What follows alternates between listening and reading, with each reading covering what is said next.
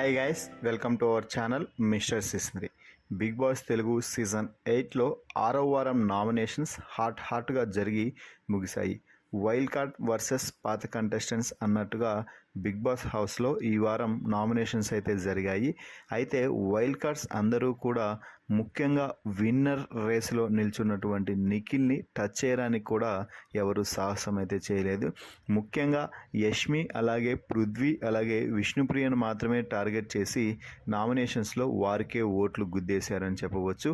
Nikhil Bigg Boss Telugu season 8లో ఒక strong కంటెస్టెంట్గా కొనసాగుతున్నాడు అనే చెప్పాలి. ప్రస్తుతం విన్నర్ రేస్లో అందరికంటే ముందున్న కంటెస్టెంట్ కూడా నిఖిల్. అయితే వైల్డ్ కార్డ్గా వచ్చిన తర్వాత ఆ లెక్కలు మారతాయి అని అనుకుంటే వైల్డ్ కార్డ్స్ ద్వారా ఎంట్రీ ఇచ్చిన ఏ ఒక్కరూ కూడా నిఖిల్ను టచ్ చేయడానికి కూడా ధైర్యం చేయలేదు. వచ్చిన రోజే నిఖిల్ను టచ్ చేస్తే ఎక్కడ నెగిటివ్ అవుతామో అని భావించి నామినేషన్స్లో నిఖిల్ను సైడ్ చేశారు. ప్రతి ఒక్కరూ కూడా యష్మి, విష్ణును టార్గెట్ చేశారే తప్ప నిఖిల్ను టచ్ కూడా చేయలేదు అని చెప్పవచ్చు. అయితే నిఖిల్ని కూడా ఒక పాయింట్ మీద నామినేట్ అయితే చేయవచ్చు. సోనియాకి ఇన్ఫ్లుయెన్స్ అయ్యి నువ్వు కొన్ని తప్పుడు నిర్ణయాలు తీసుకున్నావు అంటూ కూడా నిఖిల్ని నామినేట్ చేసే అవకాశం అయితే లేకపోలేదు. కానీ ఆ అవకాశాన్ని ఏ వైల్డ్ కార్డ్ కంటెస్టెంట్ కూడా ఉపయోగించుకోలేదు.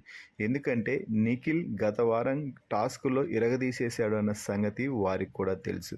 దీంతో ఆ పాయింట్ని తీసుకొచ్చి మళ్ళీ నిఖిల్ని నామినేట్ చేస్తే నిఖిల్ ఫ్యాన్స్ వారికి బిగ్ బాస్ నుంచి విముక్తి కలిగించే అవకాశం అయితే ఉంది.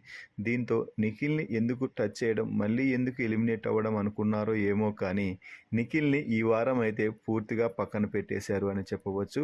ఫైనల్గా నిఖిల్ ఈ వారం నామినేషన్స్ నుండి సేవ్ అయ్యాడు. దీంతో మొత్తం ఈ వారం 6 మంది నామినేషన్స్లోకి రావడం జరిగింది.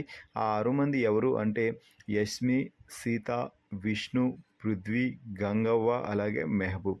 ఫైనల్గా ఈ వారం నిఖిల్ను వైల్డ్ కార్డ్స్ ఎవరు నామినేట్ చేయకపోవడంపై మీ అభిప్రాయాన్ని కామెంట్స్ రూపంలో తెలపండి.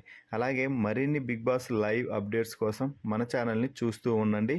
Please subscribe our YouTube channel mister సిసింద్రి.